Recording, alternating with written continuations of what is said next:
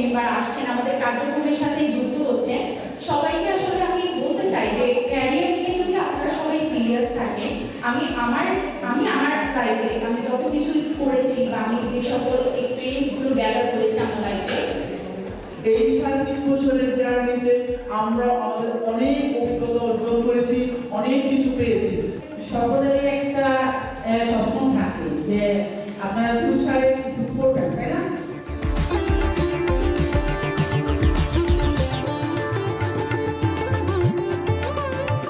অন্তত আমরা জানাচ্ছি আজকের অনুষ্ঠানের সম্মানিত প্রধান অতিথি honourable lieutenant Mohammad Sohel sir, principal incharge Puran Bazar degree college, জনাব সোহেল স্যার আমাদের মাঝে উপস্থিত হয়েছেন। স্যারকে আমরা করতালির মাধ্যমে স্বাগত জানাচ্ছি। সাধারণ বিষয়ে আয়োজন করেছি, এটা হলো career and job fair.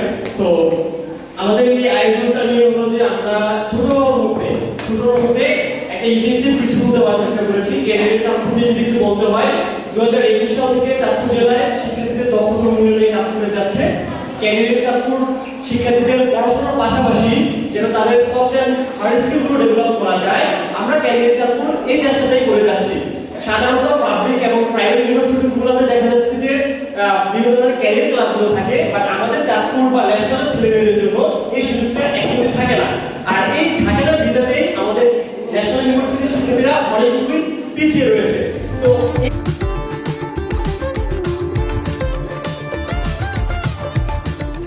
President, উপদেষ্টা এবং যারা এর সাথে জড়িত আছেন সম্মানিত সদস্যবৃন্দ এবং ক্যারিয়ার বিল্ড আপ করার জন্য যারা এখানে উপস্থিত হয়েছেন, আমি তাদেরকে আমার অন্তরের শুভেচ্ছা জানাচ্ছি।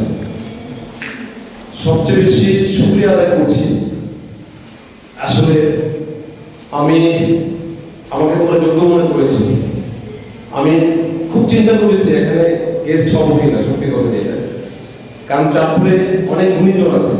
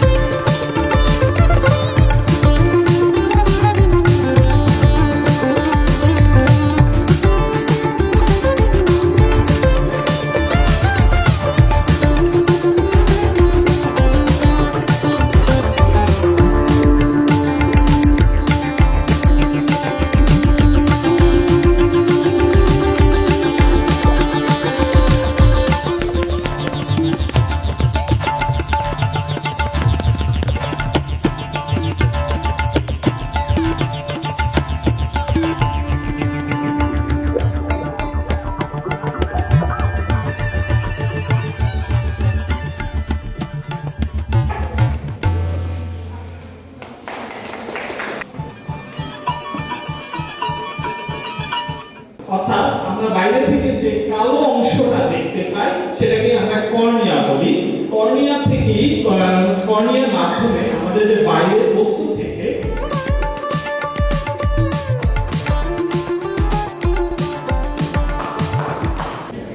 আমি একটু জানতে চাই আপনাদের কাছে, আমি চাঁদপুরের ছেলে, আপনারা চাঁদপুর সরকারি কলেজের স্টুডেন্ট কজন আছেন? মাশাআল্লাহ, তাহলে আপনাদের সাথে আমি 2009-10 সালে যখন পাশ করে বের হয়েছি, সবার হাত তো উঠছে না, সবার হাত উঠুক, সবার যার হাত উঠবে না সেন্ট্রাল টিম মেম্বার কাজী মানবকে আমি মঞ্চে আসার জন্য অনুরোধ করছি। মানব গাড়ির মধ্যে সিগারেট টানতেছে, যে পিছনে লাগলাই গাড়ির মধ্যে উঠছে। তো ও বলতেছে যে পিছনের দিকে কিসের আওয়াজ আসতেছে। উনি বলতেছে ভাই কি পিছনে তাকাইছ তো? কই ভাই পিছনে তো একজন বসে বসে সিগারেট খেতেছে। এটা না মৃত লাশ খাইছে, এটা কিভাবে সিগারেট খাইতেছে? কই ভাই গাড়ি থামান।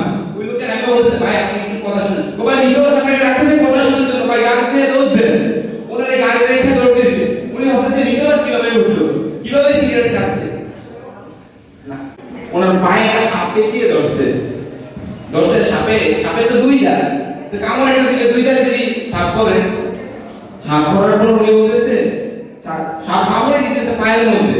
তারপর বলতেছে সাপ তাকাইতেছে উপরে দিকে, লোকের দিকে গায়ে লাগে না, আবার দিল দুইটা, মোট হলো চারটা। বলে কি রে, সাপ বলতেছে কি রে ভাই তোর গায়ে কি লাগে না কামড়? আরে ভাই তুই তো আমাকে দুই দাঁত দিয়ে কামড় দিস, আমি এখন বাসায় গেলে আমার বউ 32 দাঁত দিয়ে আমাকে কামড় দিবে। চিরুনি দেন, কবে কোন চিরুনি দেন? কবে আমার একটা চিরুনি একটা দাঁত ভেঙে গেছে কাটাগুলা, তো একটা চিরুনি দেন। আরে ভাই একটা দাঁত ভাঙলে কি একটা চিরুনি কিনা লাগে? না ভাই আপনি বুঝতেছেন না, আপনি দেন আমাকে। না ভাই আপনি আমাকে একটু বলেন বুঝি, আসলে যদি একটা দাঁত ভাঙছে এই জন্য আপনি একটা চিরুনি কিনবেন। উনি বলতেছে ভাই এই একটা দাঁতই আমার চিরুনি শেষ দাঁত ছিল আর কি। বুঝতেছেন ব্যাপারটা? উনি এতদিন চুল আসতে চাই একটা দিন না, আবার আপনাদের মনে যখন আবার একটু বিনোদনের প্রয়োজন হয় তখন আবার I feel very honored to be here. Thank you. তোমরা যারা এই প্রোগ্রামটা অ্যারেঞ্জ করছো। মেইনলি হচ্ছে আমাকে যে টপিকটা নিয়ে কথা বলতে বলা হয়েছে ওইটা ছাড়া আর অনেকগুলো ইম্পর্টেন্ট জিনিস আছে, মানে আমি কথা বলা দরকার। তো সিএ পড়ার জন্য হচ্ছে আমার ক্যাশ লাগবে, রেজিস্ট্রেশন ফি সহকারে অন্যান্য জিনিস। সেই জন্য আমি একটা নির্দিষ্ট অ্যামাউন্ট আমার যে টিউশন ফি সেখান থেকে আলাদা করে রাখতে আমার রয়েছে, যেটা আমি পরবর্তী ইন ফিউচার ক্যাশের জন্য রেখে দিয়েছিলাম। আর দ্বিতীয় জিনিসটা হচ্ছে যে আমার কিছু ম্যাটেরিয়াল লাগবে, যে আমি একজন ফ্রেশ গ্রাজুয়েট সাধারণত আমি বলবো একটু মঞ্চে এসে জাস্ট ওনার প্রতিষ্ঠান নিয়ে একটু জাস্ট বলার জন্য আর কি। আমরা এখন শেষ করে দিচ্ছি প্রথম থেকে। ধন্যবাদ আমাকে কিছু বলতে দেওয়ার জন্য। আসলে সেই সকাল থেকে আমরা সবাই বসেছি, আমার গলার টোনটা একটু বেশি, হয়তো তাদের খিদে লাগছে অথবা ঘুম আছে, আশা করি ঘুম চলে যাবে। মূলত আমি আজকের এই প্রোগ্রামটিতে ফটোগ্রাফি স্পন্সর করেছি। তো আমরা কম বেশি সবাই ছবি তুলতে পছন্দ করি, তাই না? সবাই ছবি তুলতে পছন্দ করি না? আচ্ছা, কারো কি ধারণা আছে যে একজন ফটোগ্রাফার যে ছবি তুলে সে সর্বনিম্ন মাসে কত টাকা ইনকাম করতে পারে বা সর্বোচ্চ? কারো কোনো ধারণা? কারো কোনো ধারণা আছে? যদি কিছু বলেন। 1 লাখ টাকা তো মিনিমাম ইনকাম করা যায়। যদি একজন প্রফেশনাল ফটোগ্রাফার হয় মিনিমাম 1 লাখ টাকা মাসে ইনকাম করা যায়। তো আমার কথাই বলি, আমি প্রফেশনাল একজন ফটোগ্রাফার, ওই সিনেমাটোগ্রাফি করি, আমার একটা টিম আছে যেটা নাম পিকার।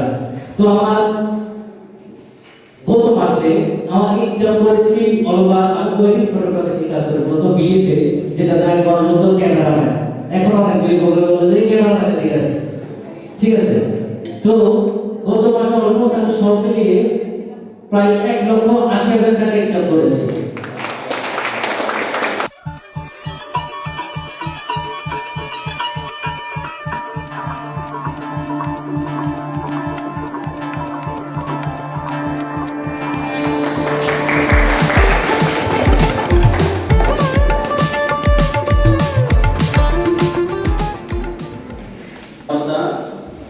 আমাদের স্টল নর্থ লার্নিং সেন্টার, আমাদের স্টল এখানে আছে, আমরাও পার্টিসিপেট করছি আজকে। সো আমরা চাই যে আপনারা সবাই প্রোগ্রামের পরে অ্যাটলিস্ট এগুলো দেখে আসবেন, এবং কোনো যদি ইনফরমেশন জানতে চান ইংলিশ রিলেটেড, দেন অবশ্যই আপনারা ভিজিটে একটু ভিজিট করে আসবেন।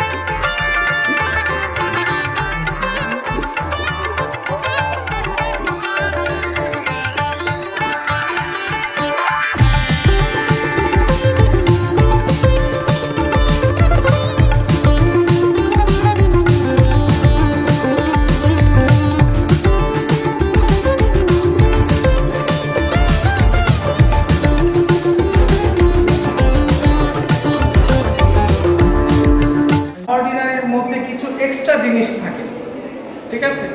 এক্সট্রাঅর্ডিনারি পিপল কিন্তু অর্ডিনারি থিংস করে, সাধারণ কাজ করে, কিন্তু অসাধারণ উপায় করে।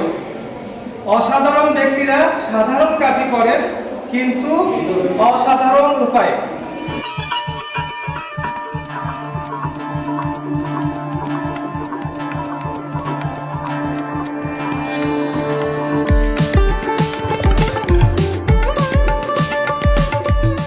গ্রামের সে বন্ধু গেছে ঢাকায়, সে বন্ধুর বাসায় গেছে, তো বন্ধু শহরের বন্ধুটাকে এ নিয়েছে চিড়িয়াখানায়, ওই মিরপুর চিড়িয়াখানা, অনেক কিছু আছে দেখেন।